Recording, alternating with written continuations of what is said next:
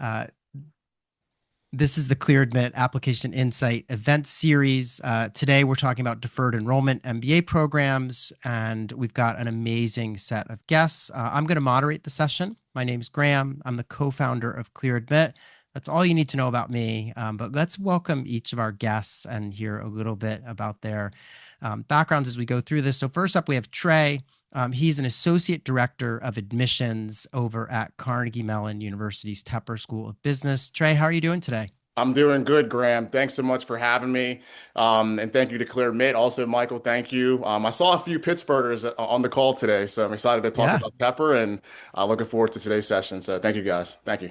yeah, appreciate it. All right, next up, we're also going to hear today from Chelsea Hahn. She's the director of admissions and scholarship over at Cornell's SC Johnson College of Business in the MBA program.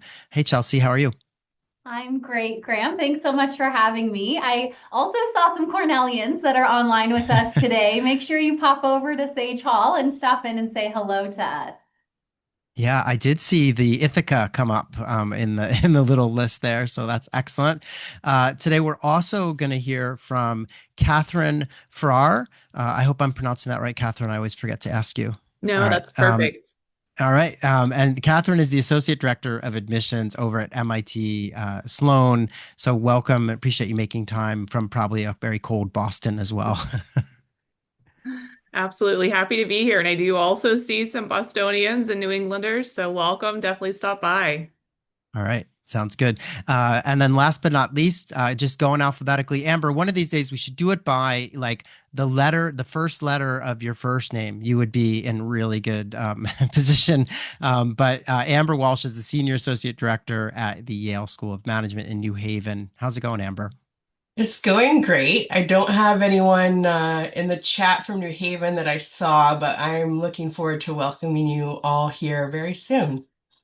Yeah, so we're gonna the way we're gonna structure today's session is we have kind of some roundtable questions. We're gonna hear a little bit about the application process and some admissions tips from each of our panelists, and then each of the panelists has agreed to stick around and jump into a breakout. So because of that, we're gonna ask that you kind of hold on to your questions and just save them for the breakouts because you can literally go and talk with Amber, Catherine, Trey, or Chelsea afterwards if you have questions about their programs or the application process. So the first thing I wanted to just talk through is just to get kind of a definition on the table of like what is a deferred enrollment MBA because there's a lot of confusion about this and there are different sort of flavors of the offering too, as we're going to learn in today's session. But essentially, a deferred MBA is really the same thing as an MBA. It's just that you are getting a seat in a leading MBA program. You're like booking it in advance in some regards. And there is an exception to this, and that's Yale. And we're going to talk all about that with Amber because Yale's program actually starts immediately following university. But for the other three schools on the panel, what you're doing is you're applying now. They offer you a spot in a future class. You go off and you work the way any typical MBA student would have worked before business school. Most schools allow you to work anywhere from 2 to 4 or 5 years. And then you matriculate and you join the class and you're just like any other MBA student. The benefit being that you have gotten the application process out of the way, locked in a spot like long before everyone else who's applying to business school. So that's the key thing here. We're going to hear a lot about this. And I wanted to start with kind of a really basic sort of roundtable question. So we're going to start with Trey. And I just wonder if you give me one reason why someone might consider deferred enrollment or early access MBA, sometimes we would call these programs. And then also give me a reason that maybe someone shouldn't do it right now. Yeah, yeah, absolutely. Thanks, Graham.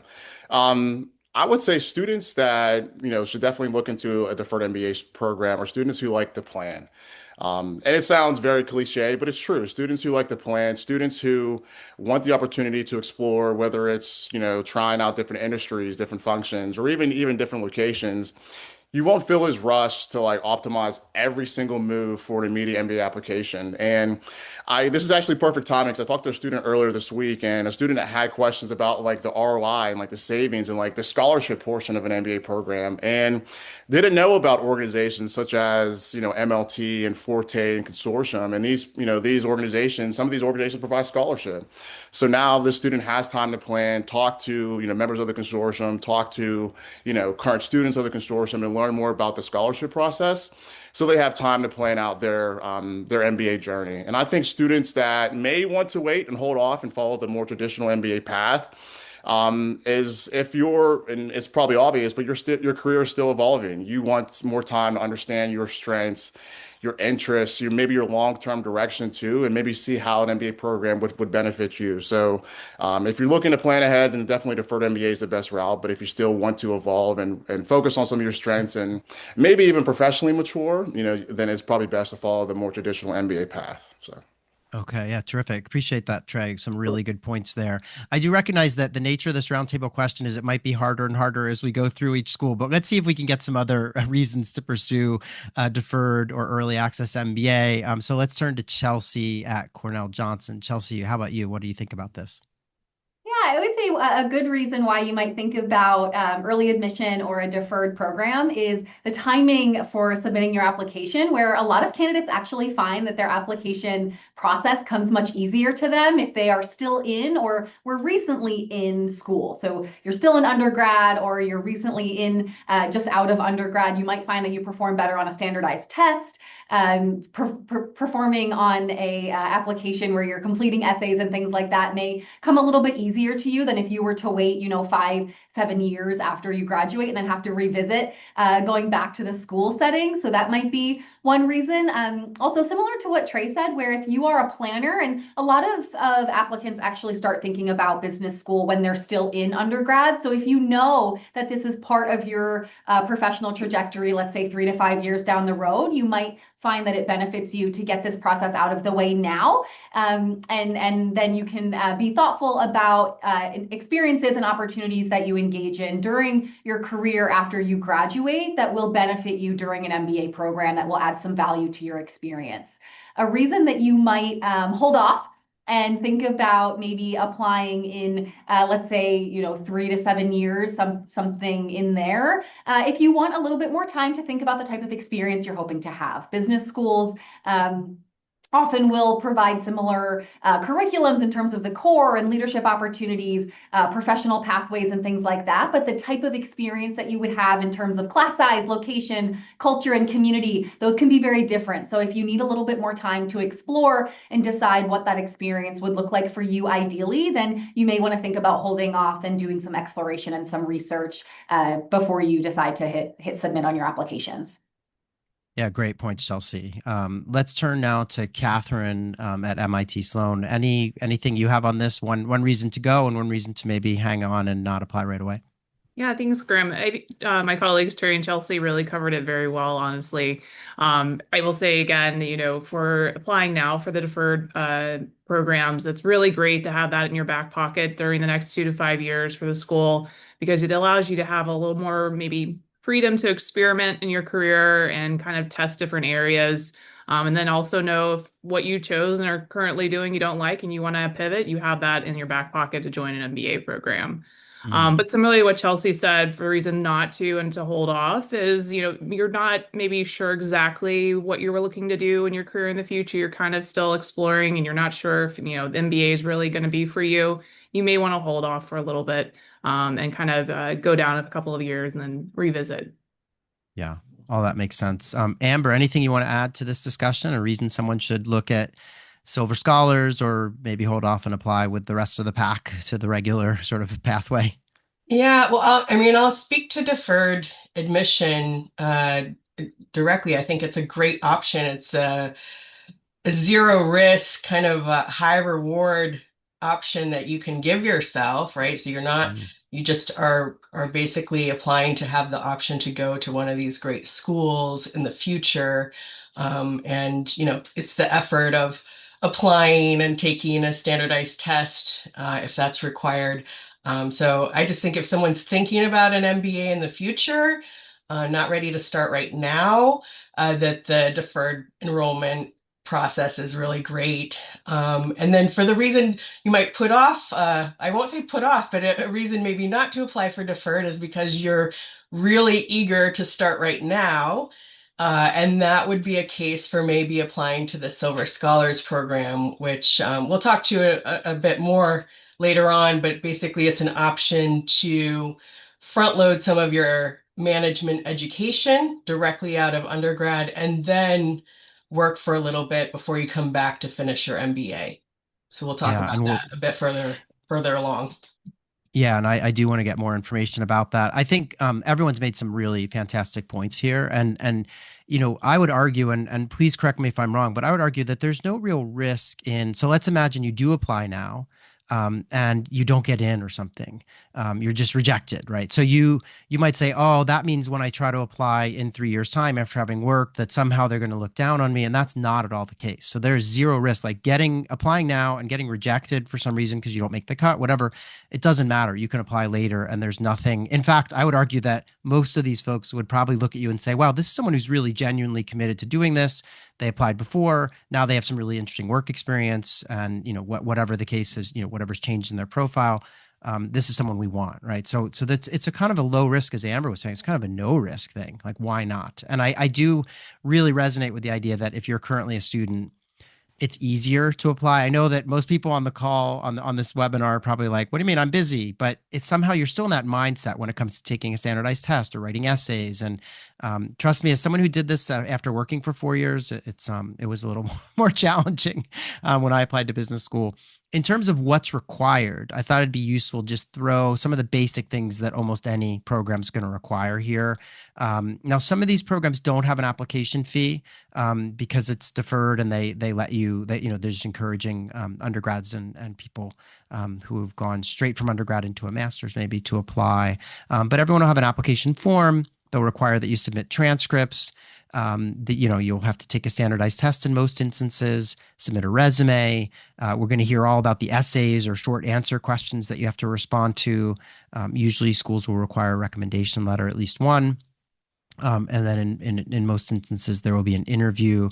If you are a non-native English speaker, there may be a language exam to just test your English skills. So these are the basic components of most applications. And, I encourage you to hang out at the end and talk with these programs in their breakouts because everyone has a slightly different process. And we'll probably hear a little bit more about that as we go through.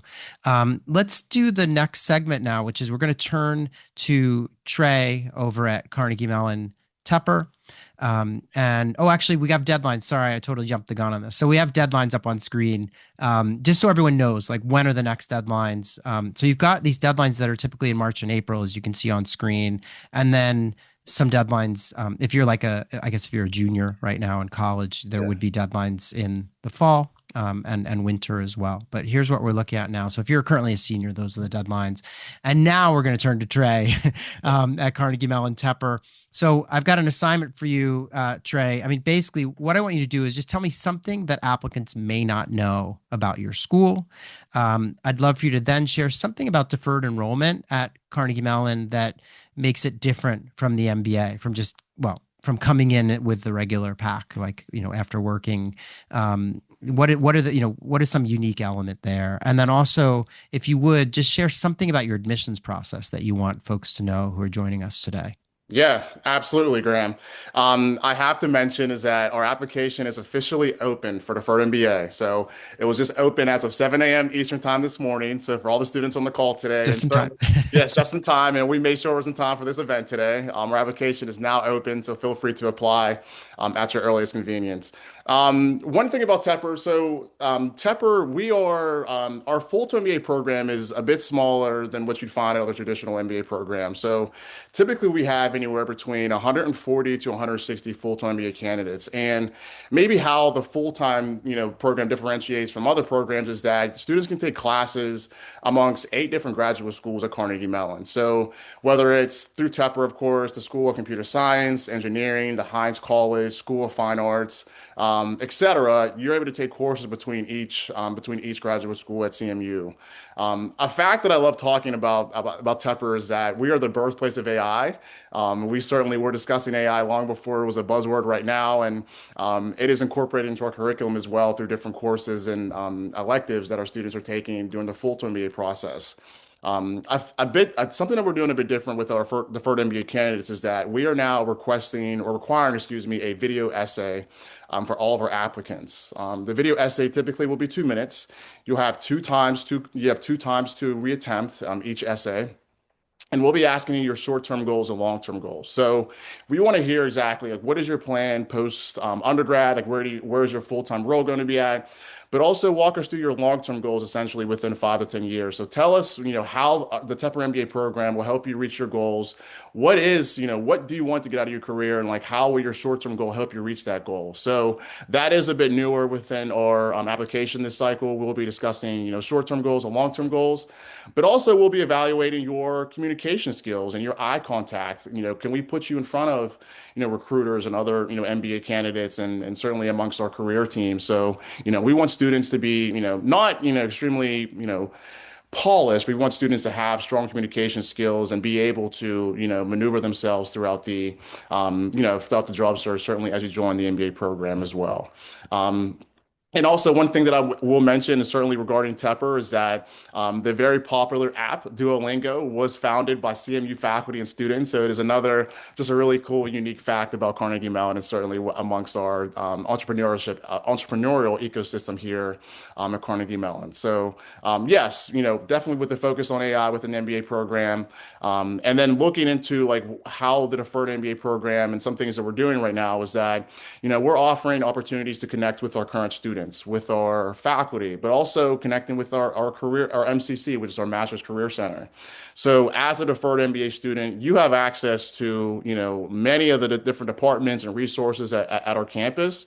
And we want you to be fully comfortable. So by the time that you join our program in the next 3 to 5 years, you already know exactly where hypothetically the Schwartz Center's at. You've already talked with our accelerated leadership team, the admissions team. So by the time you start, you'll be, very well prepared and versed, everything Tepper. So those are what we're offering for our students. We're also offering check-ins and things of that sort, and I'll dive into that later.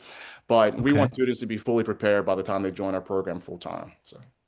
Terrific. Yeah, a lot of interesting points there. And I think we're going to hear about this from probably some of your peers too. But this idea that, you've been accepted and you have those few years to work. You're not just sort of thrown out into the workforce and have no communication with the university before you matriculate. You get all these opportunities for these touch points that we're going to hear about. It sounds like that you're doing quite a bit of it at Tepper as well. Let's turn now to Chelsea, and I want you to do the same thing. These kind of 3 assignments. So just something that applicants may not know about your school, an aspect of deferred enrollment that makes it different. And then finally, just some piece of the application process you want to share. Yeah, I'm happy to. So something that people may not know about the business school here at Johnson, you'll find lots of traditional pathways for our students in terms of finance and consulting and tech and all of those things. But Johnson and Cornell is actually really innovative. So the program is very entrepreneurial in nature. As an example, we have something here that is specific to the opportunity at Johnson called the Life Sciences Tech Innovation Fellowship, which is specific for anyone interested in developing a startup in like biotech or life sciences. So veterinary tech, ag tech, pharma, med tech, anything like that, which is pretty specific to Cornell and to Johnson. So I like to highlight some more niche aspects of the program that you might have to dig a little bit to find, but they actually are very much available for MBAs, and they're pretty cool. To the second question of a piece of the deferred enrollment program that is different than the traditional MBA, I think is the opportunity to network and really diversify that. So in the traditional MBA program, networking obviously is an important piece of the experience for business school. And if you apply traditionally, you get to work with your sort of immediate peer set that is also entering and graduating the same years that you are. But if you apply early with deferred admission, to Graham's earlier point, we could sort of keep you engaged with the community throughout the various years up until you decide to enroll and matriculate. And so what that means is that you can attend events, you can communicate, you can network and begin to work with the incoming classes that are all before you until you decide to matriculate. So your opportunity to really get to know some students in the future classes before you and develop your network before you even set foot on campus and decide to enroll is quite different than what you would get if you applied traditionally to the MBA program. And then the last thing, highlighting a specific aspect of the application process, really I think specific to deferred admissions candidates is that I would encourage you to be thoughtful about longer term planning. You'll need to approach this process with a mindset of at least 3 to 5 years, really 5 to 7 years in advance when you apply to a deferred admission program, because we're going to be evaluating you and interviewing you as if you were a student 2 to 5 years from now. So you'll need to be very thoughtful about the type of work that you'll be doing after you graduate and what you ultimately want to be doing after you graduate from business school, which again could be a few years down the road, but we need to make sure that you're employable and that you have a plan and your longer term goals and objectives align with the program that we have here at Johnson. So make sure that you are very thoughtful and intentional about your business school application process and where you hope to be, 5 to 10 years down the road. Yeah, that makes a lot of sense. And I do want to just say, in case people are kind of nervous about that, obviously, you're just taking your best educated guess as what you're interested in, what you're going to do. And so it's not like when you graduate from these programs many years down the line, they're not giving you the diploma if you're not going off to take the job that you thought you might be taking when you wrote your application like 7 years earlier, right? So don't worry about that part of it. But it is important to be able to think about, what you might want to do.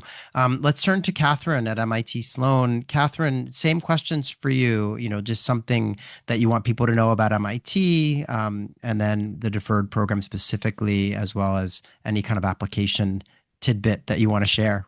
Yeah, thank you. I think one maybe unfair idea that folks have about MIT Sloan is that, because we're connected to MIT, we're only looking for engineers, we're only looking for STEM backgrounds for our programs.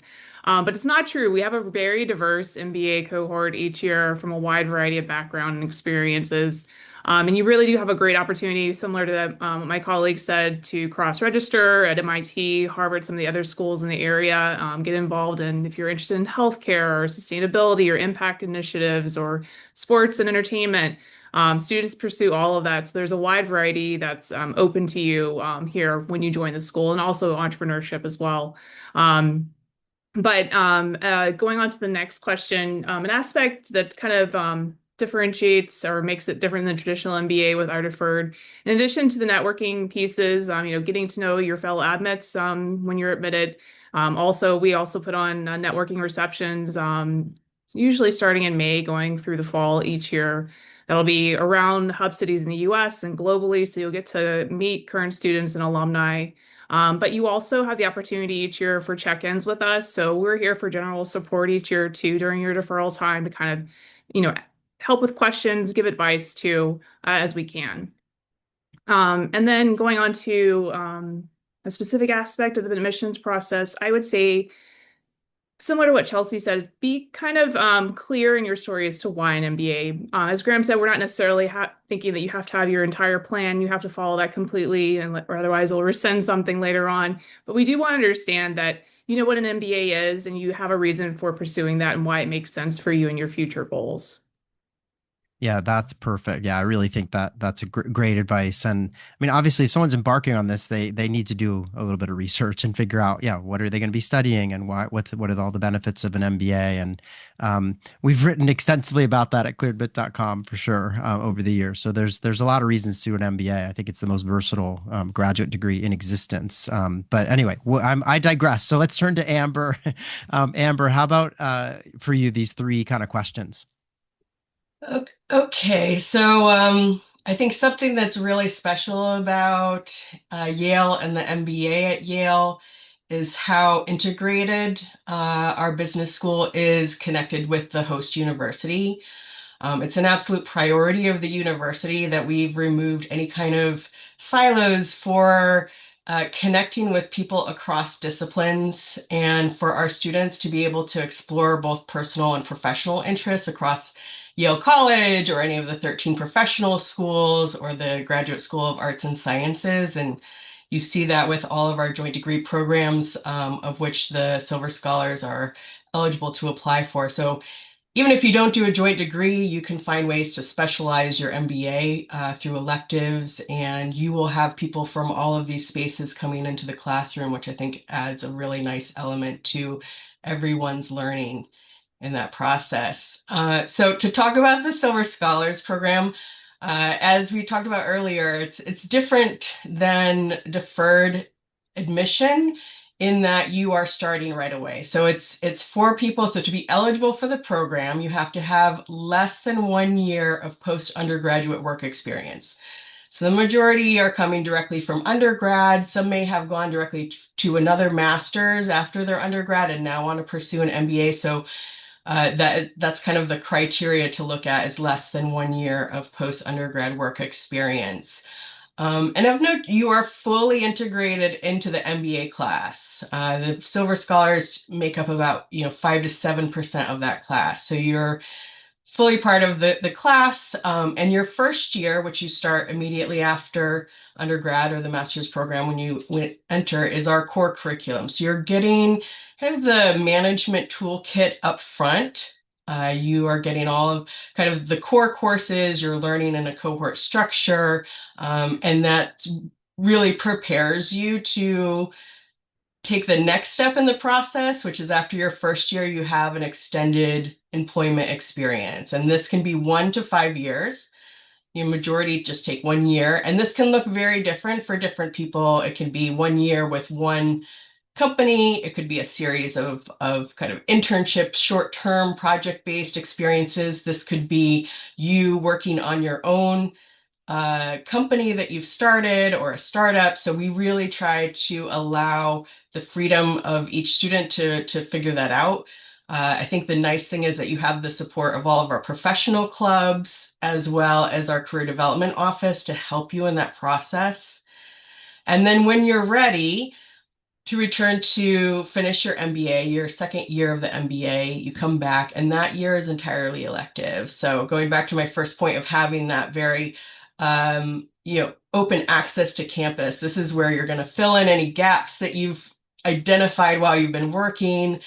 This is your chance to specialize if you want to specialize in a certain space, or you want to also explore some of your longer term personal interests as well. So it's a really nice program. It's unique among business schools. It was created really with the intention of people that are very clear on why an MBA and how it's going to fit into their career goals, and wanting to kind of jumpstart that process by getting that management education up front and getting started in that way. And then I think what's different about our application, we are going to be looking at your plans. We want you to have thought about what you want to do, why an MBA right now is important to you. And then because you don't have work experience, we're looking for kind of that leadership experience and capacity in other ways. So we're going to be looking more at your campus activities, any internships that you've had, any volunteer experiences. So we try to give you a lot of space within the application to tell us about those things. Okay. Yeah. Appreciate you kind of outlining all that because it is a little bit different. And I do think that, in all circumstances, it's just so nice to hear about how connected students are to these programs, whether it's at Yale in between the year one and year two, or with all these other programs, the moment you get in, you're still kind of nicely connected to the campus and a lot of the resources, which is something that I think should not be underestimated. It's a real value. Next thing I want to do is actually dive in a little bit deeper into your application essays. And this is, because folks joining today are thinking about applying, they're going to sit with these essay questions and various steps in the application process. And I know they're going to have questions. And so what I thought we'd do here is just ask each of you. We've got some slides with your essay questions. And by the way, if you have multiple questions, there will be multiple slides. So or if we couldn't fit them on one slide, they'll spill over. So what I want you to do is just pick one question that you ask in the application and just tell us a little bit about it. Like, why do you ask it? What are you looking for? Any advice you'd give to someone who needs to tackle it? And then I may have a follow-up question or two for you about this whole process. Yeah, So we're going to start sure. with Trey. Yeah. Sure. So I'd like to tackle the second question is, describe the concrete steps you plan to take, whether professionally, academic, and personally, to maximize your readiness for an MBA program. And I think it's a bit self-explanatory, but, as an MBA, certainly as a deferred MBA student, you're going to have, traditionally 3 years to really build out your career. And whether, again, mature, whether emotionally or professionally, but also prepare yourself to be in a cohort with, professional members of, that are 27 to 30 years old that have been in the workforce for some time. Looking at the second question, we really look for applicants to show like reflection, but also growth, like not just activity. So we want students to really be self-aware. Like, what are some areas where you may have some weaknesses at, and how will you build on that, personally during this time of, during this deferral period? Do you have a mentor? Do you have a manager within your career, or somebody that you can look at or like look up to and like, help and allow them to guide you like in the professional sense before you join a program? Or do you have peers who will give you like honest feedback? And will you actively reach out for the active feedback? Will you work on your communication skills? Will you work on your leadership presence? Will you take on maybe additional responsibilities, within your role? Will you stretch out of your comfort zone? Have you moved? And if you moved, how did you manage being in a new environment? Certainly, post undergrad. So we're looking at just really things that you've done in your career, or maybe instances where you've grown professionally, and also like how has your leadership displayed throughout this time as well. So we really like this question because it really dives into like what are some things, some weaknesses, some areas where you'd like to build on. And we also want students to be honest and speak to their strengths. What are some areas that you're successful at? Is it working in team environments? Is it leadership? Do you have, great communication skills? Do you have some of those more like emotional skills that are definitely needed during an MBA program as well? So, we really, evaluate this question. And again, we're not looking for just activity. We want students to really reflect and show growth, by the time you join our program full time. So. Okay. Yeah, this is a really interesting question because I think it does give the candidate a chance to sort of think about what am I hoping to do, not just like what job am I going to take and, but all these other elements to the personal, even academic, et cetera. So Yeah. I did want to turn and ask you a question about the short answer that's above here on Yeah. the screen. Yeah. And this is a simple question. There are some undergrads who don't yet, or people in master's programs who might be applying direct, right? So people who don't yet have that kind of post undergrad or post master's job lined up. Maybe they're currently recruiting. Obviously, as the spring goes on, more and more people may get things lined up. But what would you say to someone who's like, "Wow, I don't have a job yet. I'm trying to get one, but I don't have one yet." How would they go about answering this question? Yeah, yeah. I would say, to not worry. And we certainly understand how difficult the job market is, certainly for undergrads. And, it's very common for students. But I think for this case, focus on your direction. Like share the type of roles, industries, or maybe even skills that you're targeting, and why they make sense given your background. So definitely focus on like what some areas you're targeting, where have you been interviewing, what concrete steps have you taken, have you networked, have you had any internships or fellowships? Just show like initiative, show, intentionality. What have you done to, try to land an interview? And if you haven't landed one, again, explain some of those concrete steps, those action plans. And I think that'll definitely go a long way for students as well. Okay. Yeah, that's terrific. I really appreciate that because I think that Yeah. really takes some of the pressure off. Like the ability to say, yeah, I'm currently recruiting. I want to work in this domain and I've tried to interview with these companies or these are the steps I'm taking. So that's great to know. All right. Appreciate you shedding light. Let's turn now to Chelsea at Cornell Johnson. Chelsea, the same assignment for you. I want you to pick one of your application components here, essay questions, and then, I may have a follow-up depending on where you take us. Yeah, no problem. I'm actually going to talk about the unique trait that defines me essay because I think our impact essay has been with us for some time and I think it is pretty self-explanatory, but our unique trait that defines me essay is a newer addition to our essay prompts. And it's also the one that I see most often that misses the mark, that applicants don't provide the value and the information that we're actually looking for. So I'd like to talk about that one. And this one is so much fun for us to read. And it's an opportunity for us to learn more about you as an applicant outside of the professional and academic accomplishments that are on your resume and your application, right? So what are some different things about you that we would not see from your resume or from other parts of your application, right? Like, how have you gotten to where you are and what makes you you? So this is purposefully and intentionally a little bit vague because we want you to be creative and tell us truthfully something different about you. Where candidates typically miss on this essay is that they don't connect it to business school, right? Like at the end of the day, this is an MBA essay and it's still an essay prompt for business school. So whatever unique trait you are choosing to share with us, make sure that you connect that back to your future or intended MBA experience. So is there a club or an extracurricular opportunity that aligns with the trait or the attribute that you're choosing to share with us? Is there a nonprofit opportunity or community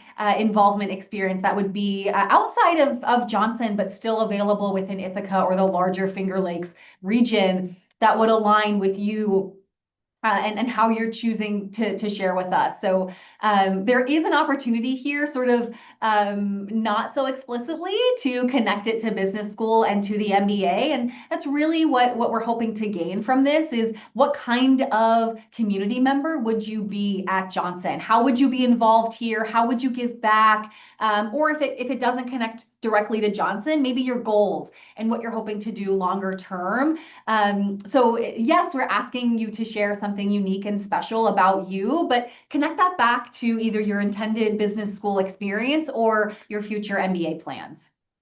Yeah, I think that's great advice because, and for me, the key thing here is that, it's not just a unique trait. It's a unique trait that defines the person, right? Because a unique trait could be, oh, I used to drive the ice cream truck every summer down at the Right. Jersey Shore, right? But that's Yes. not going to be something you can easily tie into the MBA community or your future plans. So this defines me part, and the second part of that essay question seemed really important in terms of connecting to Cornell. I want to ask you, even though I know it's been in in your application for ages, I want to ask about the impact essay just briefly. Sure. Um, One of the things I struggle with when I read this question is I'm wondering, like, oh, so on the one hand, a candidate could do all kinds of great research and demonstrate how they're going to be making a meaningful impact on the Johnson community. But then the other part of me is like, wow, if I'm really doing this, I would want to bring in some examples of like what I've done so far that sort of prove that I could have that kind of impact.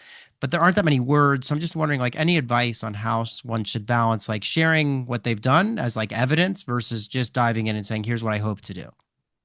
It's a great question, Graham. And honestly, that there is a room for a little bit of both. At the end of the Hmm. day, what we're looking for with this essay is how you intend to get involved and contribute to our community here. One of the real common threads among the students in the program at Johnson is a desire to give back and make some sort of impact. And really, it's almost an expectation among the students in our program. So yes, we are looking for the research that you've done to identify how you want to get involved here, clubs and organizations, extracurricular involvement, even like classes that you want to take, study abroad trips, leadership development experiences, all of those types of things. You could certainly bring in things that you've done in your experience to date that would be examples to help us understand how you would intend to get involved. But because business school is a place where people are often looking to shift or transition and do things different, and business school provides so many different and new opportunities to explore, you might not have experience doing the things that you hope to do in the MBA, or you may not have had the same opportunities to get involved the way that you plan to do in business school. So Hmm. not a requirement that you bring in previous things that you've done, but really what you don't want to miss are the opportunities available for you in business school and at Johnson. Okay, that sounds good. Yeah, makes sense. All right, let's move along. We want to make sure we're on time here. So let's move on to Catherine at MIT Sloan. Same assignment. I think we maybe have two slides here. I can't remember because you guys have more than just this one question. But in any event, tell us about one portion of your, essay component, and then I may have a follow-up as well. Yeah, of course. So our essay component, number one, is the cover letter. This is our main essay. And a lot of people kind of get a little nervous with this one because it's a little bit more open-ended for you to answer. But really think about it as if you're applying to a job. If you've gone to your career development office, they've walked you how to put together a career or cover letter. It's a similar process. So we're looking for you to share about your strengths and accomplishments, experiences that demonstrate impact that you will bring to the Sloan community, and then also how getting the MBA, being a part of Sloan, will help further you in your goals. So that's really what you kind of want to think about and hone down. Are the mission statement of the school, giving back, as Chelsea mentioned, is similar here at MIT Sloan. It's a very collaborative community, so do your research as well. Also on the schools that you're looking at in general, but also when you're looking at this cover letter. Yeah, that's really good advice. I think, you know, the fact that it's a cover letter, I think throws people like it's sort of a curveball, right? But as you Mhm. just point out, everyone applying for jobs knows how to sort of put together a kind of cover letter that, explains their interest. And so this makes a lot of sense. And you guys give this great preamble that helps people to understand how they might want to frame it all. I think we have another slide that covers the fact that you guys have these two kind of video submissions. And Mhm. the first one is kind of a, tell me about yourself, introduce yourself video. And so I think people understand that. And then there's kind of a second um, video component, I believe, right? That is a randomly generated, open-ended question. And Mhm. so I know you can't tell us what the what the questions are. I presume, there's a whole bank of questions, but Mhm. I mean, how nervous should people be about this? Like, can you ease anyone's kind of fears on this and give us some advice on how we would approach preparing for this sort of exercise? Yeah, absolutely. So the point of these video essays is to really get to know you a little bit more past your application. Seeing black and white, we get to see one perspective, but having a video, like for example, joining this webinar, you kind of get to have a deeper understanding of the schools. And so that's the point of the first video. And then the second video is really, truly, as you said, just a randomly generated question. It's more just to assess your communication skills. In business, you're going to be thrown lots of questions, and kind of how you respond and react to those is helpful for us to gauge. And an example question that maybe would given would be, if you have an achievement that you're proud of and why. So it's not something that's going to be very complicated, and we're not trying to throw you off with these questions. So I wouldn't be too nervous about it. All right, so they're not like McKinsey strategy consulting interview questions like how many golf balls could you fit into the hull of a ship or, whatever. Exactly. Yeah, okay. So these are much more straightforward, which is great. Should be relatively simple for people to answer. And it sounds like you're giving people a nice platform to share, some additional strengths about their profile, which is great. Let's turn now to Amber at Yale SOM. Same assignment for you, Amber. Just take us through. Um, you only have the one essay, so I'm guessing you're going to want to talk about this one. Yeah, so I mean, I think one thing that resonates with all of us with our essays, and you'll hear a lot about holistic evaluation of our applications. And so the essays are a way for us to get something that we're not going to see, in terms of your test scores and your grades or even the roles that you've had. This is an opportunity for you to tell us a little bit more about what makes you you, what's driving your goals, those types of things. So we give you three prompts. You choose one, and you'll see that they're related. And I think this reflects our mission for educating leaders for business and society. And we're looking for folks that are going to make an impact in whatever space that they're in, in a space that they're passionate about. And so here we're asking you really to tell us about something that's important to you. So describe the biggest commitment you've ever made, or describe the community that has been the most important to you and how you've interacted with that community, or describe the most significant challenge you've faced. And so we've tried to give you kind of a nuance on a similar theme, and you could choose whichever one fits best with what you want to say. And I think the important thing, because I often get the question, like, how do I stand out in the essay? And it's really not about standing out or having like this very, incredible challenge that you took on. It's really a personal piece. And what we're looking for in terms of the evaluation is how did you approach something that was that you told us was important to you? What are the actions and behaviors that you put towards this thing that was very challenging, or this community that you care a lot about, or this commitment that you chose to make? So telling us a little bit about the background, like why you chose this commitment or why this community is important to you, but then digging in to like, here are the ways that I've approached it. Here are the actions that I took. Here's how I reflected upon, my success or failure in those spaces. So we're looking for people that are self-reflective, that can kind of also take the setbacks too, maybe. So not every story has to be this perfect hero story where you just win directly, but maybe you've had to readjust along the way. So we're just looking for really that progression and those actions and behaviors behind it. And again, it doesn't have to be something that's finished. Maybe it's an ongoing challenge that you're facing, but we do want to have some concrete examples of what you've done in the past Hmm. because we believe that past behaviors are the best predictor of future behaviors, right? Hmm. So how you approach something that was challenging in the past is probably how you're going to approach something in the future. Um, and I guess, Yeah. this can be a personal story, this can be a professional story, but my kind of tip on this to get you into the right framework is really think about like if your best friend asked you this question or a family member, if they asked you this question, how would you respond? And that's usually probably a pretty good topic that you might want to consider. We're looking for kind of your authentic answers to this. Okay. Yeah. So I think candidates probably appreciate the sort of choose one of three because it gives them some flexibility. And you kind of started to talk about what I was going to ask, which was this idea that, most of these questions, in fact, I think all three of them really could be a personal type story or a professional story.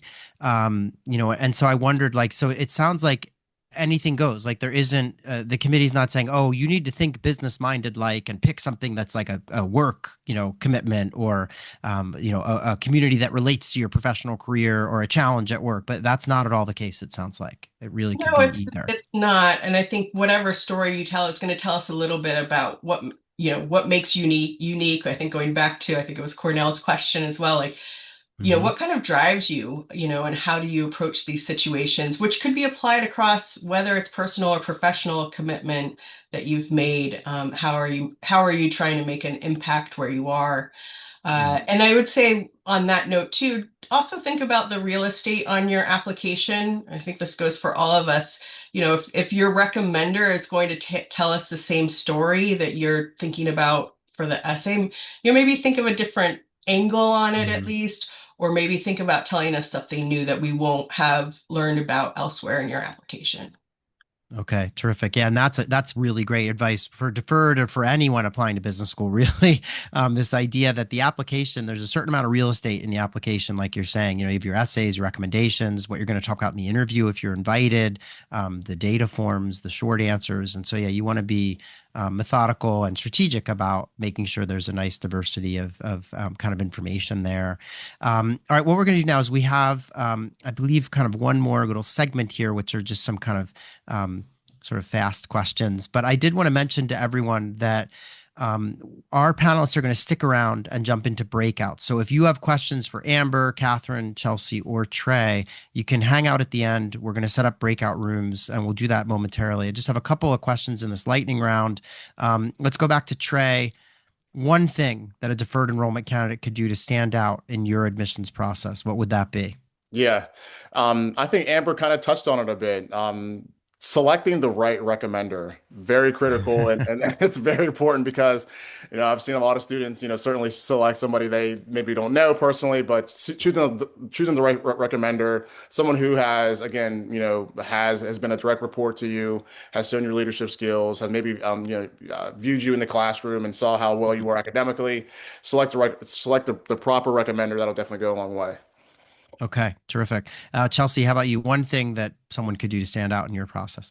I would say for deferred admissions candidates, reach out to the students that are currently in the programs that you're applying to. And I know that might sound um, like not so great advice because they're not going to be in your class year and it might be a couple years before you would be in that program. But I think it's so important to the application process that you understand the student experience and what those students in the program are experiencing in terms of recruiting, the curriculum, the culture, all of those types of things are really important. So having those conversations as you apply to programs can be really, really helpful for you on the admission side, but also benefit you as an applicant as well, so you understand what you're getting into. Okay. Catherine, how about you? Yes, I will echo Chelsea on that. Definitely do your research on your schools and understand the community and culture of each and which ones resonate with you the most. That's very helpful in putting together your application. And then also, be authentic. I always say this. I think it's one of the most important things in your application is to really speak to the things that interest you and that you are passionate about in your application, and how, being true to what you experienced in internships, et cetera, is very important. A lot of folks will try to kind of craft themselves as an applicant they think we're looking for, but we can see right through that, and that really hurts your application. Yeah, it can become very bland quickly if you try to just fit into a mold. Amber, how about you with regards to Yale SOM? Anything that candidates could do to stand out? Well, I really appreciate all of the things my colleagues have already said. I guess the only thing that I would add is that you just, in case there's something that is off in your application. I don't want to say off, but let's say you had a rough semester or you changed majors or something like that.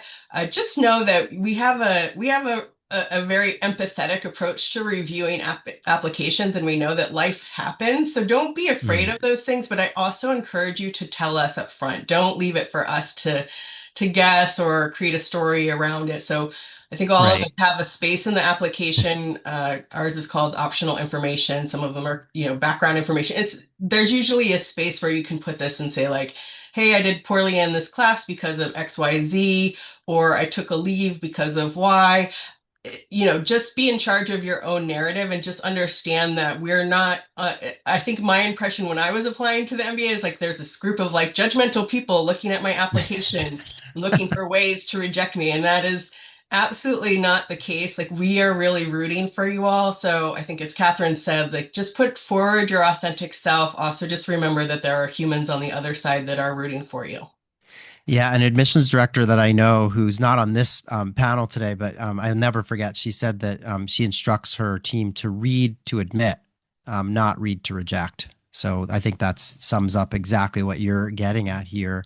Amber, I want to stay with you for our next lightning round question. Just real quick, how would you describe the Yale SOM student community in 3 words? I would say that they are curious, maybe a bit rebellious, and energetic. Okay. Catherine, MIT Sloan. Sure. I would say true doers, collaborative, and humble. Okay. Chelsea? They are helpful, they are warm and committed. Okay.